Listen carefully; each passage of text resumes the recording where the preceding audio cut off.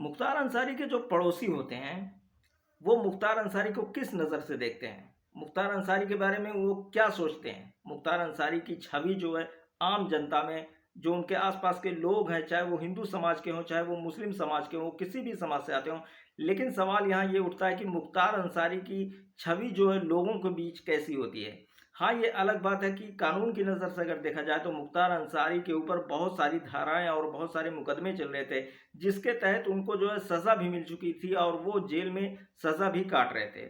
लेकिन अब यहाँ देखने वाली और सबसे ज़्यादा चौंकाने वाली बात तो ये सामने आ रही है कि मुख्तार अंसारी को लेके जो आम जनता होती है, जो उनके पड़ोसी या आसपास के लोग होते हैं, वो मुख्तार अंसारी को मसीहा के रूप में देखते हैं, मुख्तार अंसारी को फरिश्ते के रूप में देखते हैं। आखिर ऐसा क्यों?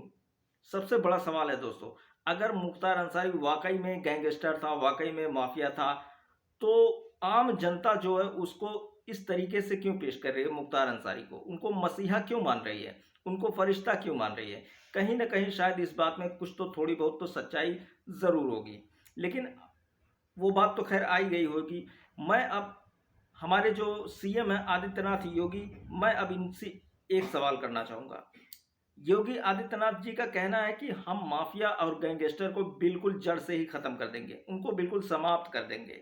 लेकिन मैं आदित्यनाथ योगी जी को याद दिलाना चाहूँगा कि आपके भाजपा सरकार में, यानी आपकी भाजपा पार्टी में सबसे ज़्यादा क्राइम करने वाले विधायक, सांसद आपको मिलेंगे, जिनके ऊपर भाजपा पार्टी के कुछ ऐसे सांसद, कुछ ऐसे विधायक हैं जिनके ऊपर, कुछ लोगों के ऊपर 100 मुकदमे हैं, कुछ लोगों के ऊपर 50 मुकदमे हैं, कुछ लोगों के ऊपर 80 मुकदमे हैं, कुछ लोगों के ऊपर 100 से भी ज़्यादा मुकदमे चल रहे हैं। और ये जितने भी विधायक, जितने भी सांसद हैं, सब भाजपा पार्टी में।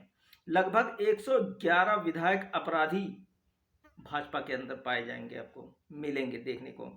तो मैं योगी आदित्यनाथ जी से कहना चाहूँगा कि क्या ये जो कानूनी सज़ा होती है, जो कानूनी प्रक्रिया होती है, ये भाजपा के बाहर रहने वाले अपराधियों के लिए है, या फिर जो भाजपा के अंदर भी जो अपराधी बैठे हुए हैं, जिनके ऊपर इतनी ढेर सारी धाराएं लगी हुई, जिनके ऊपर इतने ढेर सारे मुकदमे चल रहे हैं, या फिर कानून उनके लिए भी कुछ करेगा, या फिर कानून उनको भी सज़ा देगा। आइए मैं पहले आप लोगों को दिखाता हूं कि जो मुख्तार अंसारी के आसपास के लोग हैं, जो उनके पड़ोसी हैं, वो मुख्तार अंसारी के बारे में क्या कहते हैं। 4 महीने से ही लेटर भेज रहे हैं न्यायालय में कि मुझे जहर दिया जा रहा है। रोजा खोलने के बाद इतना खा लिए कि वो उनको ओवरलोड हो गया।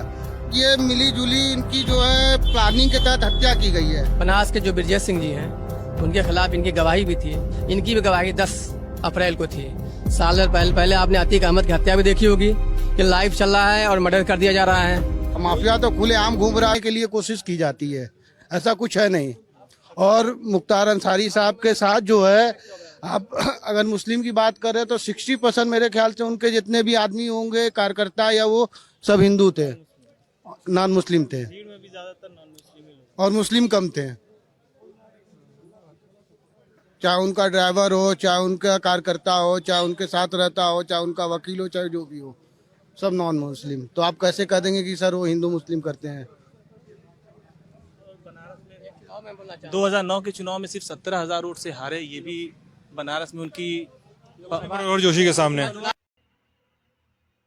तो देखा आप लोगों ने, ये आम जनता, ये आम पब्लिक है जो मुख्तार अंसारी के बारे में बता रहे हैं, और मुख्तार अंसारी की क्या छवि होती है, क्या इमेज होती है आम पब्लिक में, आम जनता में, आप लोगों ने तो देखा ही होगा। लेकिन अब मेरा फिर से योगी आदित्यनाथ जी से यही सवाल है कि जिस तरीके से आप ऐलान करते हैं, जिस तरीके से आप बताते हैं कि आप माफिया को और गैंगस्टर को, इस तरीके का अपराध करने वाले को बिल्कुल भी नहीं बख्शेंगे, उनके ऊपर पूरी सख्त कार्रवाई की जाएगी। तो जो सख्त कार्रवाई का आपने ऐलान किया है, वो कार्रवाई किसके लिए हो सकती है? जो भाजपा पार्टी के अंदर है उनके लिए, या फिर जो भाजपा पार्टी के बाहर है सिर्फ उन्हीं के लिए? आपकी ये जो कार्रवाई है, आपका जो ऐलान है, ये सिर्फ भाजपा पार्टी से बाहर रहने वालों के लिए आपका ये ऐलान है? ये मेरा सवाल राज्य सरकार के योगी आदित्यनाथ जी से बिल्कुल भी है। अब जिस तरीके से आप लोगों ने देखा होगा अतीक अहमद को भी पुलिस कस्टडी के अंदर कुछ लोग आते हैं, कुछ अज्ञात व्यक्ति आते हैं जो उनको गोली मार देते हैं, पुलिस की घेराबंदी रहने के बावजूद। आखिर ये सब क्या दर्शाता है? उसी तरीके से ऐसे बहुत सारे न जाने कितने ऐसे लोग हैं जिनके ऊपर कुछ क्रिमिनल चार्जेस होते हैं, लेकिन उसके बावजूद भी उनको जो है मार दिया जाता है, किसी न किसी बहाने से उनको मार दिया जाता है।